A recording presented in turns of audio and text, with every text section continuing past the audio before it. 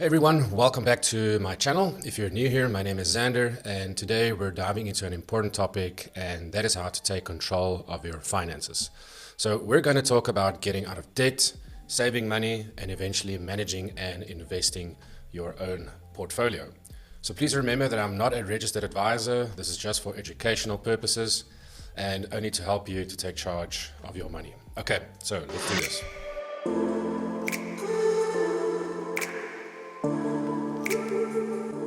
So taking control of your finances is crucial.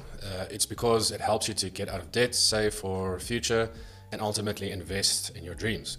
Plus, it means you can afford more of the things that you really love. So let's break it down step by step. So the first thing is, let's talk about understanding your income. It is super important to understand, to know exactly how much money is coming in each month. So this includes your salary, any side hustle income, en dit is ook die R50 wat jou ouma vir jou gee. So make sure that you calculate your monthly take-home pay after, and this is actually after taxes and other deductions. So this is the foundation of your financial plan.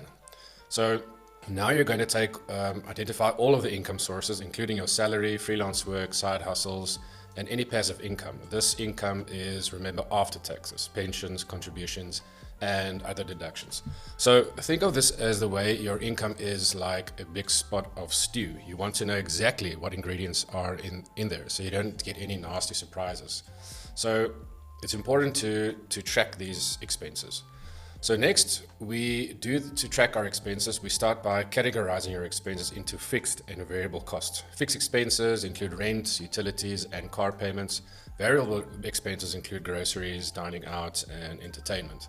So there are plenty of ways to track your expenses. You can use apps like 24/7 or My Financial Life, a spreadsheet, or even a good old-fashioned notebook. The key is to be consistent, no hiding those last night, fast food runs. So use budgeting apps. Apps like 24/7, My Financial Life can help you take your bank accounts, automatically categorize them, which is great. You can also do, manual tracking if you prefer to record everything, all those expenses. So this method can help you to be more mindful of your spending. Just keep in mind that tracking your expenses like that, the old-fashioned way, is a very good idea, but it also takes a lot of time. It's like trying to find out who took the last braaibroodjie, okay? So just to keep in mind and use great apps that can make your life really, really better. So now we're going to be focused on setting financial goals. Now that we know our income and expenses, it's time to set some financial goals. So these goals can be short-term goals like paying off credit card. It could be long-term goals like buying your house.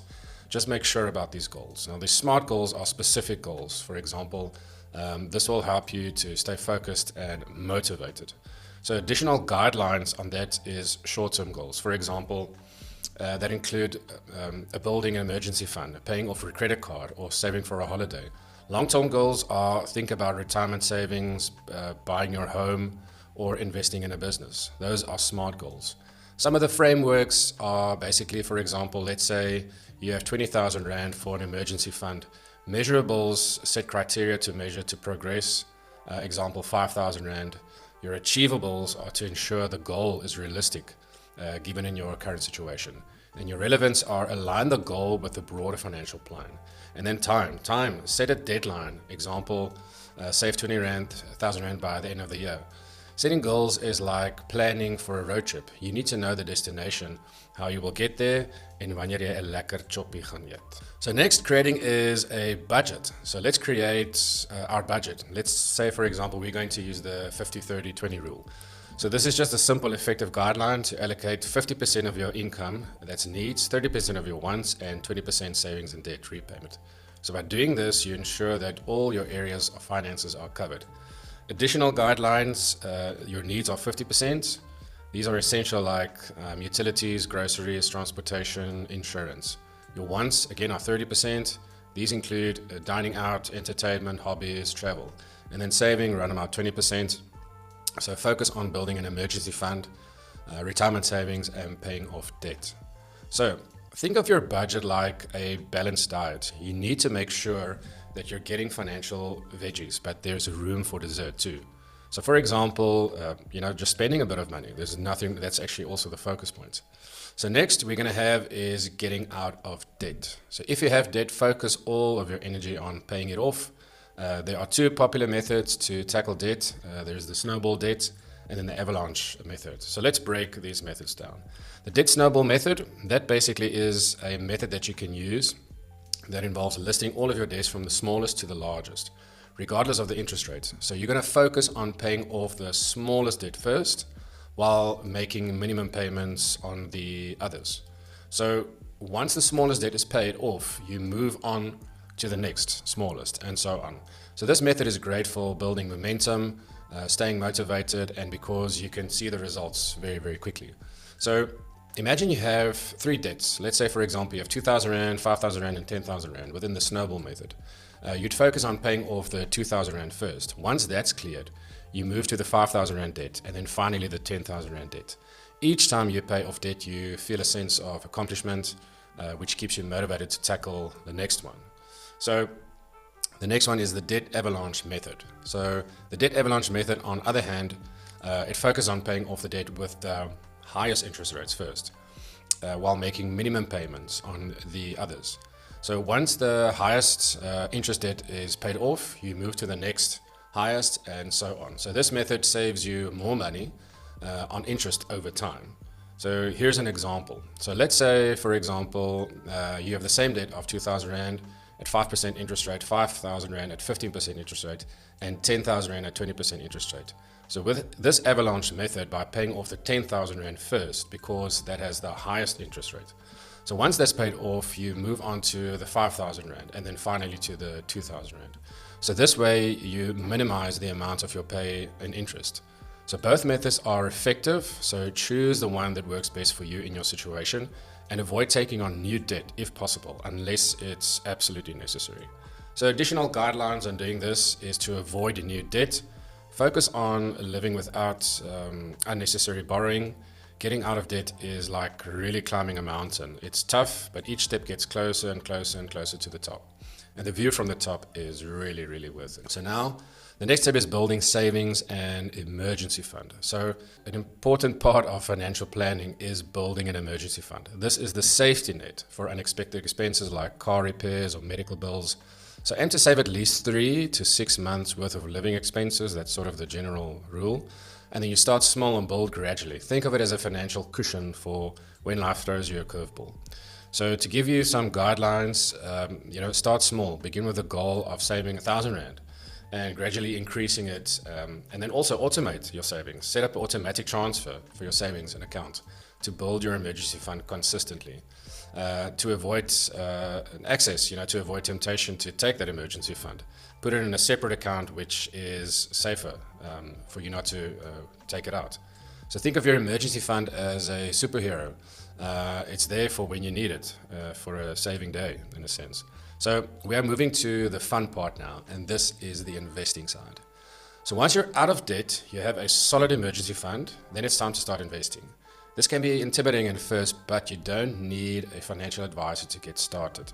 There are plenty of resources and platforms available that can help you learn about investing. These are great for beginners because the spread of your risk across many different investments. Some guidelines to educate yourself is first to read a lot of books. If you can read a lot of books, this will take you really on a next level, and start small. Begin with a small amount of money and gradually increase your investment as you become more and more profitable. Diversify, spread your investments across different assets classes to minimize the risk. Start investing in low-cost index funds and ETFs using platforms like Easy Equities, Satrix, and any other online broker. So remember, investing is like planting a tree, really. It starts small, but with time and care, it grows into something mighty and very fruitful. Now, this is the most important part of them all, and this is inflation. Now, inflation is the enemy of your investing journey.